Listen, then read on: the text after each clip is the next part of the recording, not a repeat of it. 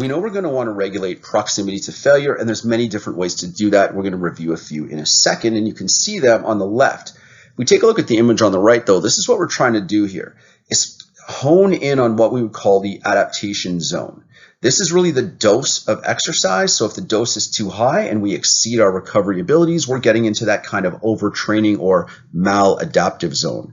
We know that if we just exceed that optimal zone, we're going to get into our diminishing effect zone where, yeah, we're doing more work, we're still getting some results, but the return on investment isn't worth the compromise in recovery time. Then, of course, on the lower end of the spectrum, we have suboptimal intensities, right? Below our minimum effective dose for adaptation, which means it might be our retentive zone, right? The dose required to maintain what you already have. So what we want to do with these intensity methods is make sure that we're always playing around in this kind of sweet spot. And remember, the adaptation zone has a lot of wiggle room. You can move up and crank up the intensity and or volume, depending, to push the limits of this adaptive zone.